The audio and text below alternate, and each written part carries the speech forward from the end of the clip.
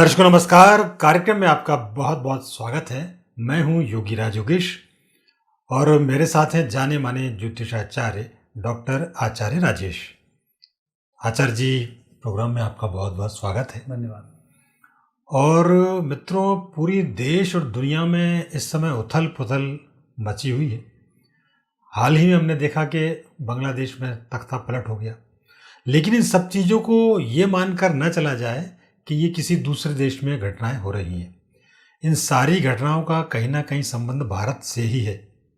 हम तो यहाँ तक कहते हैं कि कहीं भी, चाहे छात्र आंदोलन हो, चाहे किसान आंदोलन हो, चाहे संविधान बचाने के लिए आंदोलन हो, लोकतंत्र बचाने के लिए आंदोलन हो, ये सारे आंदोलन सनातन संस्कृति के खिलाफ आंदोलन है।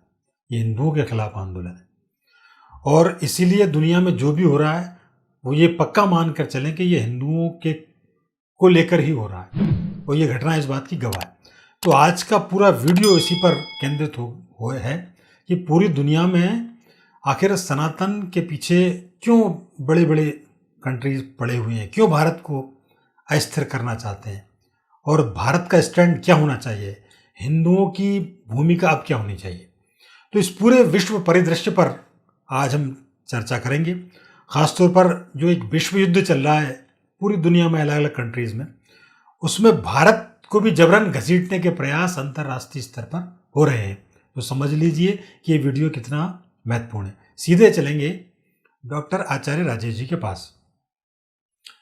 आचार्य जी, बड़ा पूरी दुनिया में ऐसा लग रहा है एक तरह से युद्ध का खतरा मंडरा रहा है और अभी तक तो चूंकि भारत इन सब से बचा हुआ है, लेकिन जिस तरीके से भारत के आसपास के कंट्रीज़ की घेराबंदी हो रही है तो निश्चित तौर पर ये कहा जा सकता है कि कहीं ना कहीं संकट भारत पर भी है। बिल्कुल। अब आप ये बताइए आपके ज्योतिष की दृष्टि से कि कौन से ग्रह ये सब करा रहे हैं, क्यों ये सब हो रहा है और क्या आने वाले दिनों में होने वाला है। देखो, यदि हम विश्व युद्ध की बात करें तो मैं तो पहले से भी कह रहा हूँ कि ये विश्व युद्ध शुरू हुआ है 17 नवंबर 2019 से। अच्छा। ये तारीख मैंने इसलिए निकाली कि मैं जब ग्रह योग देखे विश्व कुंडली जो उस समय 2019 की विश्व कुंडली थी, उस पर था कि पहला जो अटैक होगा वो किसी वायरस के थ्रू होगा। वो इसलिए मैंने पहले ही कहा था, जब जिस दिन ये वायरस फैला था 2 दिन बाद ही मैंने वीडियो बना दिया था और कहा था कि ये जैविक वायरस है और मनुष्यों द्वारा फैलाया हुआ है जबकि बोल रहे थे चीन से फैला है, चमगादड़ से फैला है और चीन तो नाना प्रकार के आरोप लगा रहा था। तभी मैंने कहा था कि चीन प्रायोजित ये वायरस है। तो इसकी शुरुआत तो उस दिन से हो चुकी है। अब दूसरी स्थिति इसमें ये आती कि अभी 3 आका विशेष रूप से पूरी दुनिया को अपने आप में तुर्रम बनाने में लगे रहते हैं। तो इसमें रूस तो थोड़ा सा साइलेंट रहता है, वो अपनी तरक्की पर ध्यान केंद्रित करता है, लेकिन अमेरिका है जो अंकल सैम बनकर बिल्कुल सबके एक पीछे पड़ा रहता है और पूरी दुनिया में वो एक अपनी राजशाही के लिए भिड़ा रहता है। दूसरा एक चोर उचक्कों की तरह भीतरी घात करता हुआ चीन है जो पूरी दुनिया में अपनी स्टाइल में घुसता है और वहाँ पर उपद्रव खड़े करता है और अपने व्यापार व्यवसाय को ये बढ़ाता है। अब स्थिति इसमें फिर निर्मित ये हुई कि चीन की व्यापार व्यवसाय की, जैसे कोरोना फैला उसके बाद चीन की स्थिति बिगड़नी शुरू हुई और चीन को सबसे खतरनाक झटका दिया था डोनाल्ड ट्रंप ने। अच्छा। कि उसके चीज़ों को भी समझ गया, उसको बता भी दिया और ओपन भी कर दिया कि चीन के द्वारा फैलाया वायरस और चीन पर नाना प्रकार के प्रतिबंध भी लगा दिए।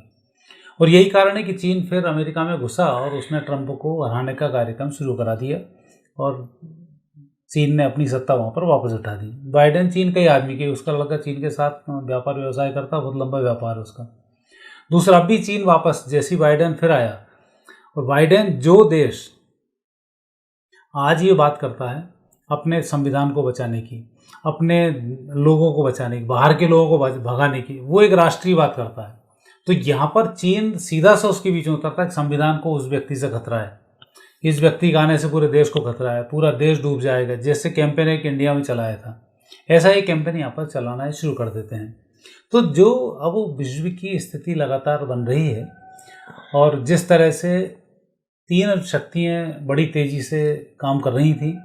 चीन था, अमेरिका था, रूस था।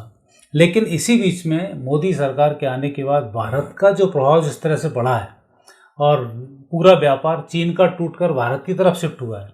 चीन की आर्थिक स्थिति आज ही चीन के भी शेयर मार्केट बहुत बुरी तरीके से धराशायी हुआ है।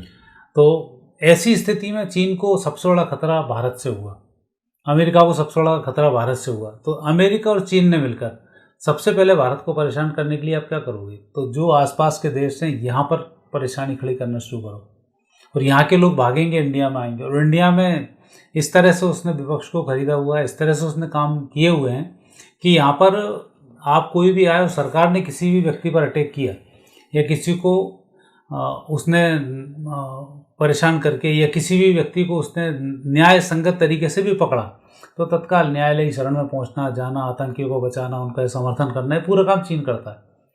म्यांमार के जरिए इतने सारे होती कौन कौन से विद्रोह, कुकी फूकी जो घुसपैठिए घुस जाते हैं, उनका जैसे ही मारना शुरू किया था इसमें मणिपुर के झगड़ों में तत्काल राहुल गांधी कूद बैठा वहाँ पर कि ईसाई मारने जा रहे हैं, ईसाई मार, तो वहाँ गए कि प्रधानमंत्री नहीं आ रहा, ये नहीं आ रहा, उनने उपद्रव किए जरा से। और शाहीन बाग में और कहीं कहीं जो महिला और बच्चों को आगे कर देते हैं और उस पर यदि कोई सरकार एक्शन लेती है तो विपक्ष तत्काल वहाँ पर कूद पड़ता है।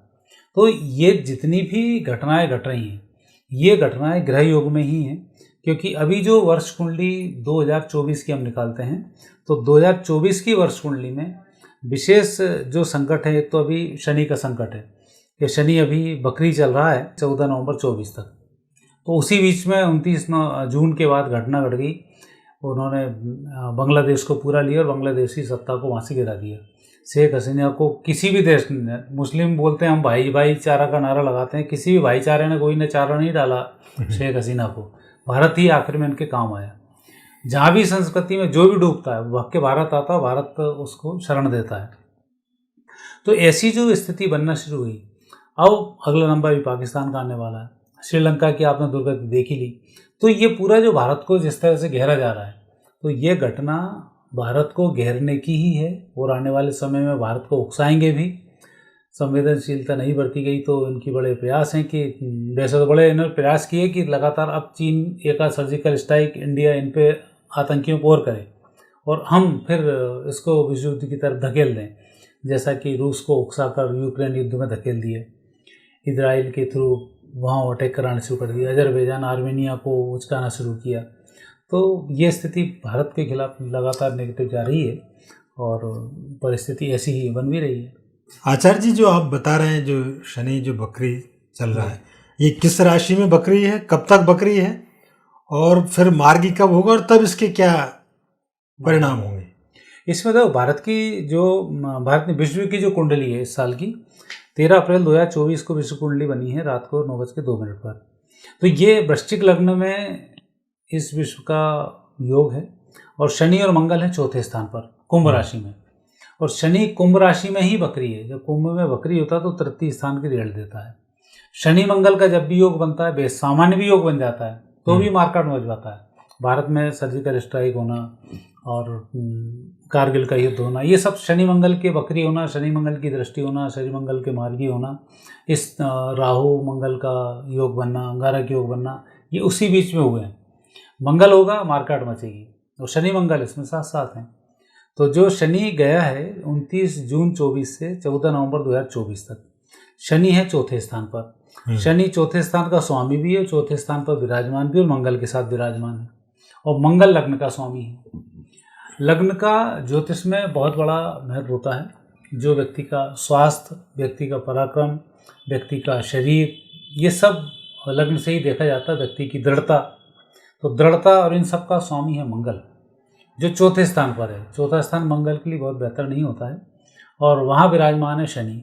तो शनि मंगल का जो चौथे स्थान पर योग बना, ये योग बहुत बेहतर योग नहीं है विश्व के लिए जी। और इसलिए भी आप देख रहे होंगे जून 24 के बाद नए नए वेपन्स आ रहे हैं, नए नए वेपन्स की खोज भी लगातार होती चली जा रही है। तो जब तक ये शनि बकरी रहेगा नवंबर 2024 तक, तब तक ये बकरी शनि एक तो चीन की धज्जी उड़ाता रहेगा, अमेरिका को नीचा दिखाता रहेगा। ये दो लोगों के लिए चीन शनि का बकरी होना बहुत महत्वपूर्ण होता है। अच्छा, आपने देखा होगा इजराइल के समर्थन करते करते अमेरिका की कितने जहाज वाज छोटे छोटे से विद्रोहियों ने उड़ा दिए। हमास वहाँ से कौन कौन से विद्रोही इन्होंने जी। तो ये एक हार का बड़ा संकेत है। चीन में अभी आपने बाढ़ में देखा होगा, लाखों कारें बह गई, कई क्यों ना लंबा नुकसान हुआ, कई इंडस्ट्रीज वहाँ की बंद हो गई, और अभी तो शेयर मार्केट भी बहुत धड़ाम से जा गिरा। तो जब तक शनि वक्री है तब तक पूरी दुनिया को संभलने का एक बहुत अच्छा अवसर है, सजग रहें। और इसलिए हम बात कर रहे हैं कि अभी जो हिंदुओं के लिए समय आने वाला बहुत अच्छा नहीं है, क्योंकि अब आने वाले समय में पिटाई हिंदुओं की ही होने वाली है और इन्हीं के खिलाफ सारे विद्रोह किए जाएंगे। एक प्लान ये होता है कि जब कोई दंगा, जब कोई नेगेटिव स्थिति बनती है, जैसे छात्र आंदोलन, अब मैं आपको एक बात बताता हूँ, बांग्लादेश का छात्र आंदोलन हुआ, छात्र के आंदोलन के रूप में उन्होंने सरकार को गुमराह किया और आतंकी पूरी तरह से तैयार थे कि कौन सा हिंदू का घर कौन सा आतंकी तोड़ेगा, किस हिंदू के मोहल्ले में कौन से आतंकी उपद्रव मचाएंगे। वो बिल्कुल सेट थे और वो समय वहाँ पहुँच गया और उन्होंने 6-8-10 दिन के अंदर तबाही मचा दी जी।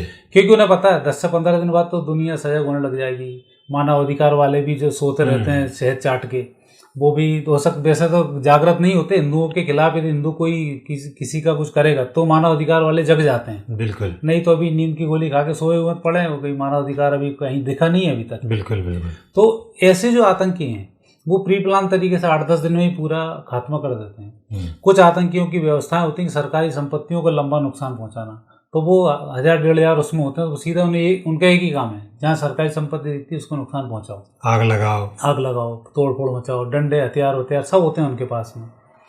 वहाँ न शासन ध्यान दे पाता है, न सरकारें ध्यान दे पाती हैं, न हिंदू तो सोया हुआ है, उसको तो लग रहा है कि विश्वगुरु बन रहे हैं तो घर बैठे बैठे बन जाएंगे। तो वो अब मरने को उसको तैयार रहना चाहिए, क्योंकि पाकिस्तान में जब बना था तब भी हिंदू ही मारा गया, बांग्लादेश में थे तब भी हिंदू ही मारे गए, हमारे बंगाल में भी हिंदू ही मारे जा रहे हैं, क्योंकि वहाँ वामपंथी शासन है जी। तो इनका जो नेगेटिव जो रोल है वो भारत के हिंदुओं के लिए विशेष रूप से है। जैसा कि अभी आपने कहा कि पूरी नेगेटिव एनर्जी या जो भी आंदोलन होंगे हिंदुओं के खिलाफ ही होंगे, दिखेंगे अच्छे लेकिन रहेंगे हिंदुओं के खिलाफ। नहीं, मैंने इस संदर्भ में कहा कि चूंकि बांग्लादेश में घटना हुई, छात्र आंदोलन था और टारगेट पर हिंदू थे, लेकिन इस बांग्लादेश के आंदोलन से एक सबक और लेना चाहिए। जैसे वहाँ दुनिया पूरा भारत के लोग चिल्लाने लग गए कि भारत की सरकार वहाँ के हिंदुओं के लिए क्या कर रही है, नरेंद्र मोदी ने एक बहुत अच्छा स्टेटमेंट दिया और उन्होंने कहा कि आपको अपनी लड़ाई खुद लड़नी पड़ेगी। बिल्कुल, उन्होंने निकालने की बजाय, जैसे कि अक्सर आदत हो गई कि मोदी जी जहाज भेजो निकाल लेके आए, उन्होंने संदेश दिया और ये उनको समझ में आया और उनके संदेश के तुरंत बाद देखिए वहाँ का हिंदू एकजुट हुआ, आंदोलन किया और ये दुनिया का एक ऐसा आंदोलन बना कि वहाँ के लोग हिलने लग गए जब वो हिंदू एक साथ होके उठ के खड़े हुए। तो आपको ये जो स्वप्नावस्था है उससे जागृत होना पड़ेगा। और आपने बिल्कुल सही कहा कि एक जो मानसिकता बन गई है कि विश्वगुरु बन जाएंगे, तो ये बैठे बैठे और बातों से विश्वगुरु नहीं बनेगा। उसके लिए आपको एकजुटता दिखानी पड़ेगी और इन शक्तियों के खिलाफ खड़ा होना पड़ेगा, जैसे कि विधर्मी लोग खड़े हुए हैं पूरी दुनिया में। जैसा भी आचार्य जी ने कहा कि हिंदुओं के खिलाफ कुछ होता तो कोई नहीं बोलता, और गाजा पट्टी पे यदि हमले हो जाते हैं तो भारत में प्रदर्शन होने लगते हैं, फ्रांस में कार्टून बन जाता है तो भोपाल में प्रदर्शन होने लगते हैं। अब आचार्य जी हम आपसे ये जानना चाह रहे हैं, चूंकि आपने शनि वक्री की बात की, तो ये सारी स्थिति शनि के वक्री होने तक ही है और जैसे ही वो मार्गी होगा तो ठीक हो जाएंगी, या अभी और भी संकट आने वाला है इसमें? ये ऐसा नहीं है कि जिस दिन मार्गी हो जाए उस दिन ठीक हो जाएगा। इसमें ग्रहों में होता क्या है, ग्रह आग लगाने का काम करते हैं। जैसे शनि का वक्री होना, अब इसने एक आग लगा दी लोगों के अंदर, विस्फोटक स्थिति को पैदा कर दिया उसने कि जो जहाँ है वो वहीं लड़ना शुरू कर रहा है, वहीं मारकाट मचाना शुरू कर रहा है, नेगेटिव स्थिति इनके दिमाग में बस गई है। जैसा कि यूक्रेन का जैसा ही युद्ध शुरू हुआ था तत्काल दूसरे देश उसमें एंट्री करते चले गए। अब रूस को मात खानी पड़ रही है, रूस की कई हज़ार किलोमीटर ज़मीन अब नेगेटिव पोजीशन पर पहुंच गई। तो ये जो स्थिति इसमें बनती है ये शनि करा देता है, और जब एक बार आपके मन में खटास पैदा हो गई तो वो खटास कभी बंद होती नहीं है, बड़ा मुश्किल जाता है। तो ये जो शनि के वक्री होने ने आग लगाई है, तो अभी तो किसी को समझ में नहीं आएगा अक्टूबर तक अच्छा हमें करना क्या है। वो तो जब वो ग्रह का नेगेटिव रोल होता है, आदमी पागल हुआ तो पगला जाता है, फिर उसको सही समझ में नहीं आता है। तो जब तक शनि वक्री है तो नवंबर तक किसी को सही समझ में नहीं आएगा। और कितना नुकसान हुआ क्या हुआ है दिसंबर के बाद सोचना शुरू करेंगे। और जब दिसंबर के बाद सोचना शुरू करेंगे तो अप्रैल में फिर शनि आ जाएगा। अच्छा, फिर मीन राशि का शनि आ जाएगा। तो जरा सा आपने सोचा तो अगली वाली स्थिति तो 2025 के विषु कुंडली में तो शनि और राहु एक साथ आ रहे हैं। अरे तो कुछ स्थिति सुधरेगी कि नहीं सुधरेगी कभी? स्थिति तो अब उम्मीद मानकर नहीं चलें कि स्थिति सुधरेगी। अब ये पूरी दुनिया में विश्व युद्ध चल रहा है और इसका अंत 2032 में होगा जब जाकर शांति आएगी। और लगातार ये युद्ध चलते रहेंगे और एक एक करके देश इनमें कूदते रहेंगे और कई देश तबाही की भी इबारत लिख देंगे। और कई जगह समझ में भी नहीं आया यहाँ कोई देश था। तो सिंधु घाटी की सभ्यताएं बहुत जगह होने वाली हैं। अच्छा, सब गायब हो जाएंगे? सब गायब हो जाएंगे। अभी बहुत अच्छी स्थिति यहाँ पर नहीं दिख रही है। ये तो बड़ी चिंताजनक बात है आचार्य जी। अब और एक चीज़ और ये समझ नहीं आती कि पूरी दुनिया में भारत एकमात्र ऐसा देश है, चाइना और अमेरिका की जो आपने बात बताई थी, ऐसा लगता है कि पूरी धरती को अमेरिका और चाइना ने बांट लिया है और वो चाहते हैं कि अपन दोनों का कब्जा हो। भारत एक ऐसा देश है जो शांति की बात कर रहा है और मुझे ऐसा लग रहा है कि ये जो शांति की बात करना ही इन लोगों का कर रहा है कि ये शांति की बात क्यों कर रहा है। बिल्कुल। ये क्यों नरेंद्र मोदी ये क्यों कहते हैं कि अभी ये युद्ध का समय नहीं है? तो ये ऐसा क्यों लड़ाना चाहते हैं? इनको क्या तकलीफ हो रही है और भारत की क्या इसमें भूमिका रहने वाली? तकलीफ तो लोगों को तब होती जब आपके घर का व्यापार धंधा छिन जाए तो आपको बुरा लगेगी। चीन पूरी दुनिया में एक दादागिरी, धीरे धीरे चीन की बड़ी प्लानिंग थी। इन कम्युनिस्टों की एक बड़ी अच्छी प्लानिंग रहती है। ये बड़े सही तरह से प्लान करते हैं, कम खर्चे में कम उसमें ज़्यादा अच्छी व्यवस्थाएं मिले। ये कम्युनिस्टों का एक बहुत अच्छा नियम रहता है और उसके लिए कुछ नहीं करते हैं। उसके लिए ये सबसे पहले तो जो बिक रहा है उस व्यक्ति को खरीदते हैं, फिर उसको सपोर्ट देना शुरू करते हैं। जैसे अभी आपने देखा हो पंजाब का चुनाव, पंजाब बीजेपी भी अभी चुनाव लंबे समय तक नहीं जीत सकती क्योंकि वहाँ खालिस्तान की एक ऐसी आग लगा दी है कि आप कुछ भी मेहनत कर लो वही जीतेंगे। और उन जितने भी वहाँ जो जीत रहे हैं उनको भी उसने इस तरीके से खरीद के रखा हुआ है कि आप कुछ भी आंदोलन करो वो आपके नेगेटिव आएंगे। जैसे आम आदमी, पहले तो अरविंद केजरीवाल बोलते थे कि यहाँ पर कांग्रेस ने इतने भ्रष्टाचार किए हैं, सबको उजागर करूंगा, इसको जेल भेज दूंगा, उसको भेज दूंगा। जैसे ही सरकार बनी तो तत्काल उन्हीं लोगों से संपर्क शुरू हो गए उनके। ये वामपंथी लक्षण है। बीजेपी जुड़ जाती थी आपकी ईमानदारी से काम करना था, पर बीजेपी के साथ वो नहीं आए, उन लोगों का उसने सहयोग भी ले लिया। तो ये आया। दूसरा ममता बनर्जी पूरा आज चीन के कब्जे में पूरा बंगाल है। वहाँ पे हिंदुओं को डराना धमकाना, और हिंदुओं तो वैसे ही वहाँ के जो हिंदू हैं वो एक तरीके से वो वामपंथी ही हैं, तो उनका तो भारत के लिए सोचना उनका कुछ होता ही नहीं है। उन्हें दिखाते हैं उस तुम यहाँ करो। फिर इसके बाद ना तो बंगाल में इन कम्युनिस्टों ने कोई व्यापार व्यवसाय को खड़ा होने दिया, ना वहाँ की स्थिति को कुछ चिंताएं की। क्योंकि करने ही नहीं। जितनी अराजकता वहाँ फैलेंगी, जितने वहाँ मुस्लिम आते जाएंगे, जितना हिंदू मुस्लिम दंगा होता रहेगा उतना उन्हें फ़ायदा है, क्योंकि ना वहाँ इंडस्ट्रीज आएंगी ना आपके देश की तरक्की होगी। ये उनका मूल सिद्धांत है। नरेंद्र मोदी आया, नरेंद्र मोदी के आने के बाद इंडस्ट्रीज़ भी यहाँ आई, पूरी दुनिया की बहुत सारी इंडस्ट्रीज शिफ्ट हुई, रोज़गार बढ़ने शुरू हुए, लोगों के अंदर एक जागृति पैदा हुई, छोटे छोटे काम कर करके बहुत सारे काम शुरू हुए, बहुत सारी योजनाएं चलाई। तो ये जो चीज़ें रहीं कि पूरी दुनिया में जहाँ चीन अपने कर्मचारियों को तनख्वाह नहीं दे पा रहा है, आर्थिक रूप से डूबा हुआ है, अमेरिका की स्थिति अभी चुनाव हो जाए ना तो इसके बाद बंटाढार शुद्ध हो जाएगा वहाँ पर। क्योंकि युद्ध तभी होता है जबकि इकोनॉमिक रूप से देश टूट जाए या देश की जनता विद्रोह करने की स्थिति में जाए और नेताओं से कोई चीज़ संभलने नहीं आ पाए, तब फिर युद्ध की बात करने लग जाते हैं। जैसे पाकिस्तान में ज़रा से महंगाई बढ़ रही है, सरकार से कुछ नहीं बन रहा, तो सरकारी लोग आपस में मिलके मिलिट्री से बोल देंगे अब तुम कब्जे कर लो हमारे ऊपर, वो जनता को ठोंकना शुरू कर दो। तो ये मतलब ये नहीं है कि वहाँ पाकिस्तान में आएगा एक जनरल आएगा और सरकार गिरा देगा। ये सरकार की मिली भगत से ही सरकार गिराएगा वो। जी जी। वो जब देखेगा भूख मरने की स्थिति हमारी खुद की आ गई है, न सेना के पास पैसे हैं न नेताओं के पास पैसे हैं, तो तत्काल फिर दोनों समझौता करते नहीं यार चुनाव करा लो, क्योंकि भीख मांगना है तो भीख सेना को नहीं मिलेगी, भीख तुम्हें मिलेगी, तो फिर तुम प्रधानमंत्री बन जाना, फिर भीख मिल जाएगी। अभी पैसे मिल गए ना तो भीख मिल गई, तो उससे अपना खर्चे चला लेंगे, और जैसे ही चला लेंगे तो सरकार गिरा दो पहले। षड्यंत्र रहता है और ये इनके काम करने का तरीका है। मतलब ये ऐसा नहीं है कि अपने आप हो रहा है या वहाँ ऐसा हो जाता है, वो तो जनता को कैसे गुमराह करके रखना है ये उनकी विशेषता होती है। और ये वामपंथ का बहुत बड़ा लक्षण है।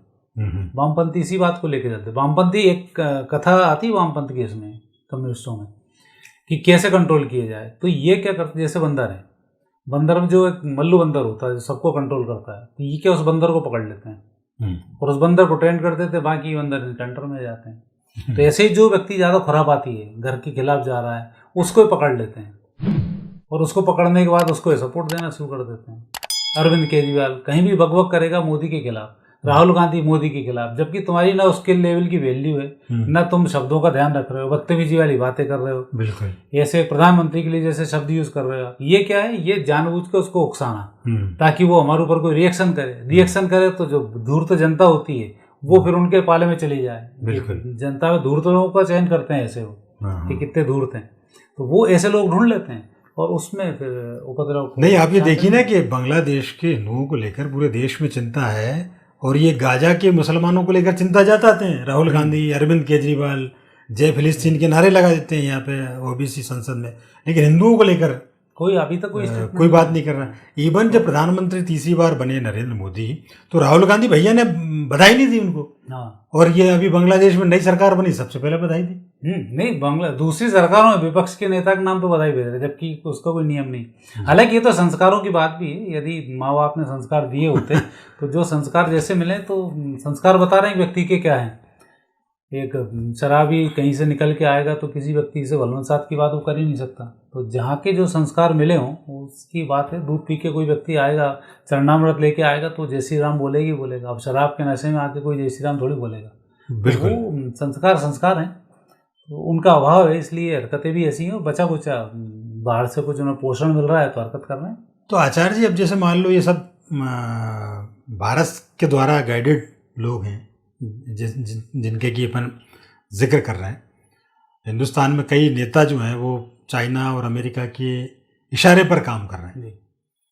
अब ये भारत को डैमेज तो पहुंचा ही रहा है, इसमें तो कोई दो राय नहीं है। लेकिन अब ये कितना और कैसा आगे और कितना नुकसान पहुंचाएंगे, सरकार को इस मामले में क्या करना चाहिए, या भारत में भी अब ऐसे हालात बनने के योग दिख रहे हैं क्या जो अभी हम आसपास के पड़ोसी देशों में देख रहे हैं? क्योंकि कांग्रेस के कई नेता, सलमान खुर्शीद ने तो ये बयान ही दिया कि भारत के संसद में भी ऐसा हो सकता है।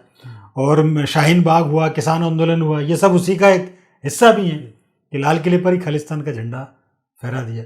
तो ऐसे हालात आने वाले दिनों में भारत में भी क्या बनने के योग हैं क्या? देखो, योग तो इसके पूरे बनते हैं क्योंकि विश्व युद्ध चल रहा है, तो योग तो अभी। पहले क्या हुआ कि जब लिटरेसी कम थी तो आपने देखा होगा कि जैसे कश्मीर में हिंदुओं को मारा गया, लेकिन फैलाया क्या गया कि कश्मीरी पंडित भगाए जा रहे हैं। बात की पंडित की, सरकार इतनी बेवकूफ़ थी कि उस सरकार ने ये नहीं बोला पंडितों के अलावा दूसरी जाति आ रहे हैं, लेकिन बेवकूफ़ नहीं थी वो बड़ी समझदारी और चालाकी से उस नैरेटिव फैलाया कि ताकि हिंदुस्तान में दंगा ना हो, हिंदुस्तान की दूसरी जातियाँ खड़ी ना हो, वहाँ से पंडित भगाए गए। अभी जब पिटाई होती है बांग्लादेश के हिंदुओं की और कोई आता है तो बोलते हैं आती सरकार बीजेपी के लोगों को मारा गया ताकि वहाँ कोई विद्रोह दूसरा खड़ा ना हो, जबकि हिंदू वहाँ मारे गए। आज भी एक रेप कांड अभी चल रहा है डॉक्टर का, बंगाल में, वो एक हिंदू फंसा हुआ है, तो ममता बनर्जी ने तत्काल का उसको फांसी देनी चाहिए, जबकि वो एक हजारों लड़कियों के साथ बलात्कार करके उन्हीं की पार्टी का नेता था, उसको बचाने के लिए पूरे लगे हुए, उस पर आज तक फांसी की इन्होंने बात नहीं की। तो जनता जितनी जागरूक होती है उतना इसमें लाभ मिलता है। जब जनता जागरूक नहीं थी, जब मारे जा रहे थे जब कश्मीर से पंडित निकाले जा रहे थे, जनता उतनी जागरूक नहीं थी। नरेंद्र मोदी ने आके यही तो किया, जनता को जागरूक करना शुरू कर दिया। संघ के थ्रू जनता जागरूक होना शुरू हुई। भारत के जितने लोग विदेश में हैं वो सब मोदी को क्यों चाहते हैं? क्योंकि उन्होंने वहाँ जलवा देखा है और उन्होंने देखा है जितना उद्योग यहाँ आएंगे उतना हमें फ़ायदा होगा। कोई व्यक्ति भारत के बाहर रह रहा है वो कांग्रेस को वोट ही नहीं दे रहा है, क्योंकि लिटरेसी का सबसे बड़ा मामला है। तो यहाँ यही एक सबसे बड़ी बात है कि यदि जितने लिटरेट हिंदू होता जाएगा वो इन चीज़ों को समझेगा और वो एक सत्ता पक्ष के साथ आएगा, और नहीं तो विदाउट लिटरेसी जाएगा विपक्ष में। नहीं तो पर यहाँ का हिंदू तो इतना जागृत हो गया कि अयोध्या में बीजेपी ने राम मंदिर बना दिया और वहीं से हरा दिया। इतना जागृत हो गया हिंदू यहाँ का। ये कुछ सरकारों में कई बार क्या होता है कि कई लोगों का एक अहंकार भी होता है इसको कुदरत तोड़ती भी है, क्योंकि हमारे यहाँ थोड़ा सा मोदी जी को लग रहा था सबका विश्वास और जीतने के चक्कर में घूम रहे थे वो, और उन्हें बड़ा लग रहा था। बीजेपी वाले बड़े उससे बोलते थे, यहाँ भी मध्य प्रदेश में बोलते थे, अरे हमें 10% तो मुस्लिम वोट मिलते हैं। अब समझ में आ गया सबको कितने वोट मिलते हैं इनको, कितने जिहादी वोट इनके कहाँ जाते हैं। तो वो सब चीज़ें अब उनको समझ में आ गई कि जिहाद है, वो आपके साथ कभी नहीं आने वाला। और जिहाद कितना ही अच्छा मुस्लिम होगा, कितना ही नियम वाला होगा, लेकिन वो अपनी कौम के साथ गद्दारी नहीं करेगा। बिल्कुल। तो और यहाँ कितना ही पढ़ा लिखा होगा, और यदि उसको लगता नहीं यार पड़ोसी की एक आँख फूट रही है, 2 फूट रही, तो मेरी एक फूट जाए, तो वो जो भारत के अंदर एक हिंदुओं में एक जो थोड़ी सी नेगेटिव स्थिति है अपने देश के खिलाफ, राष्ट्रीयता नहीं होना, जातियों में बटे होना।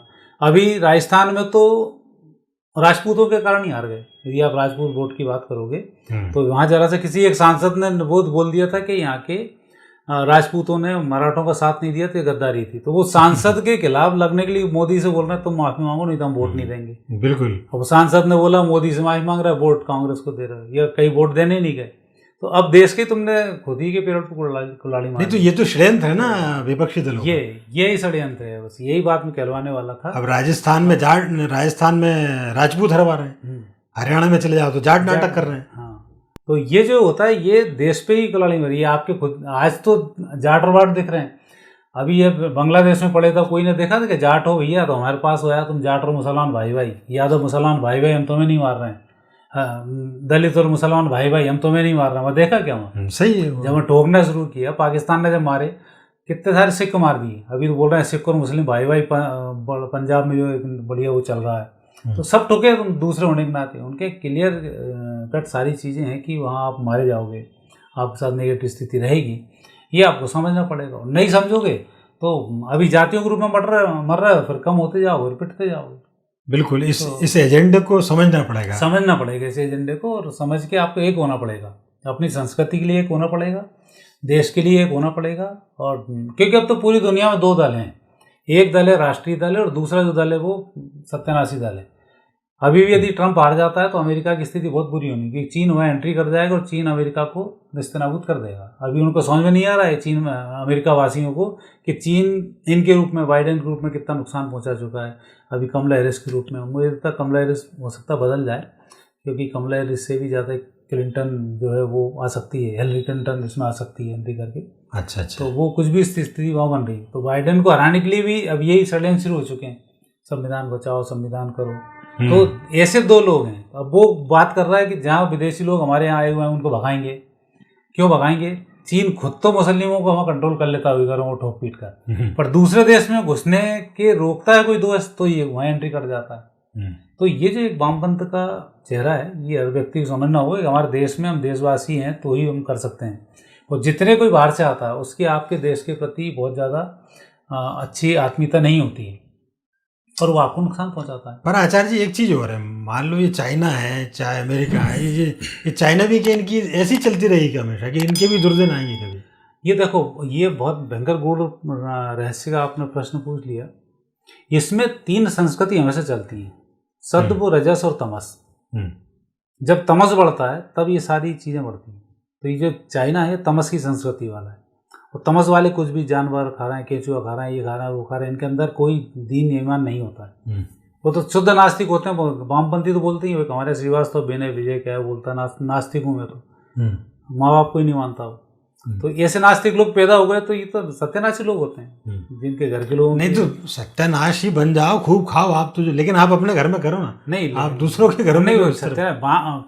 तमस का जो नेचर है, ना खुद सुखी रहो ना दूसरे को रहने दो, हर चीज पर अपना कब्जा बना कर, वो तामसिक लक्षण होता है। एक लक्षण होता है राजसिक लक्षण। राजसिक लक्षण में रूस चल रहा था, अच्छा, कि भैया हम हमारी सीमा में कोई दिक्कत नहीं थी। यूक्रेन को समझा रहा था मत तू बीच में जा, हमारे देश के लिए तो खतरा बन जाएगा, जैसे इनके बीच में नाटो में पहुंचेगा। उसको समझ में नहीं आया, तो फिर उसे चूंकि राजसिक था तो उसने ठोकना शुरू कर दिया उसको। और भारत है सात्विक देश, हम जिए और जीने दो की बात करते हैं, हम संस्कारों की बात करते हैं, हम भगवान की बातें करते हैं, हम वेदों की बातें करते हैं, हम नेचर को बचाने की बातें करते हैं, हम प्राणियों को बचाने की बातें करते हैं, हम प्राणियों में भगवान ढूंढ लेते हैं, गाय में हम माँ ढूंढ लेते हैं। तो ये जो चीज़ें हैं ये 3 प्रकृति के कारण ऐसा होता है। तो ये तमस की जो प्रकृति है, तमस जो बढ़ चुका है, और इस तमस को अब इतना फैल चुका है कि अब इसके नाश होने के चांसेस शुरू हो चुके हैं। अच्छा। वो तमस को जब भी मारा है तब रजस ने नहीं मारा है, रजस उसको कंट्रोल कर पाता है, लेकिन सत्व ही इसको मारता है। जब सत्व उग्र होकर आता है, जिस कुछ पाकिस्तान के किसी पत्रकार ने बोला था कि हिंदुओं को जागृत करना बड़ा खतरनाक काम। बोले वही कौम इतनी है कि जब तक ठंडी थी तब तक ठंडी थी, लेकिन जिस दिन से उठ जाएंगे उस दिन से हमें समझना मुश्किल होगा। तो वो आकलन उसका बहुत अच्छा है कि सात्विक जो प्रवृत्ति का, जैसे पांडव थे सात्विक प्रकृति के, जब तक वो सहन करते रहे, लेकिन जैसे ही बोला 1 इंच जमीन नहीं मिलेगी, समझौते के सारे रास्ते बंद हो गए, फिर आ जाओ युद्ध में। और जब सत्व बीच में आता है तो जीत सत्व की होती है और अंतिम समय में सत्व की जीत होती है, पर सत्यानाश उस समय बहुत हो चुका होता है। तो जिनको अपना सत्यानाश नहीं चाहिए तो वो राष्ट्र के साथ रहो, राष्ट्र के लिए तैयारी करो, राष्ट्र हित को सर्वोपरि मानो, तो आप बच पाओगे। कृष्ण ने कहा है, गीता में कहा था कि जो सात्विक हैं वो मैं बचा ले जाऊंगा, और बाकी लोगों की तो मैंने प्राण हर लिए हैं, तो खाली जिंदा लाश हैं, तू तो उसको मार और सिरे ले जा। करना तो मुझे है, सुदर्शन ने किया ही। एक मैंने वीडियो भी इस पर प्रसारित किया था, सुदर्शन चल चुका है। अच्छा। हाँ, 2019 में जैसे ही वो हुआ था तब मैंने प्रसारित किया था।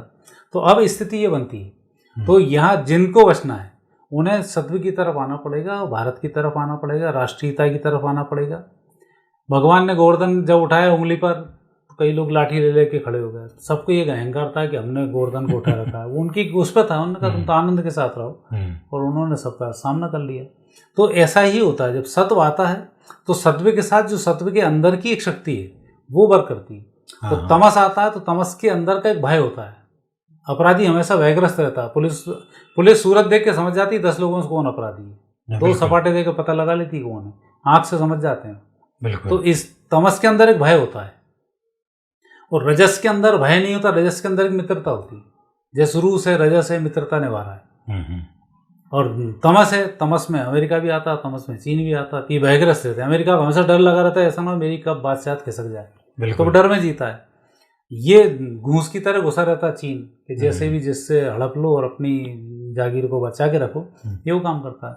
और भारत में सत्व है तो भगवान भरोसे बैठा रहता है, और इसलिए ठोकता पिटता रहता है, अपनी संख्या कम कर लेता है। नहीं, लेकिन वो कि आपको गोवर्धन पर्वत में डंडा तो लगाना पड़ेगा। हाँ, लगाना पड़ेगा तभी आप, ठीक है, भगवान ने चिट्ठी उंगली पे उठा लेंगे, लेकिन आपको तो जो डंडा नहीं लगाए मात खा जाएगा। जी जी। और ऐसा लगता है कि वो संस्कृति अपनानी पड़ेगी जो इजराइल ने अपना रखी, जो इजराइल ने अपनाई। छोटा सा देश है, लेकिन उसने, वहाँ के लोग राष्ट्र के प्रति वफादार है, राष्ट्र के प्रति जान देने को तैयार है। तो हिंदुओं को, सनातनियों को ये बात बिल्कुल क्लियर कट समझ लेना चाहिए कि भगवान चिट्ठी उंगली पे गोवर्धन जरूर उठा लेंगे, लेकिन आप डंडा जरूर लगाइए, लेकिन ये मत सोचिए कि हमारी वजह से उठा हुआ है। तो आचार्य जी बहुत महत्वपूर्ण आपने दार्शनिक अंदाज में, आध्यात्मिक अंदाज में पूरे विश्व परिदृश्य को एक वीडियो में समेटा, इसके लिए आपका बहुत बहुत धन्यवाद। और शुक्रिया उन तमाम दर्शकों का जो पूरे विश्व भर से हमसे जुड़ते रहते हैं।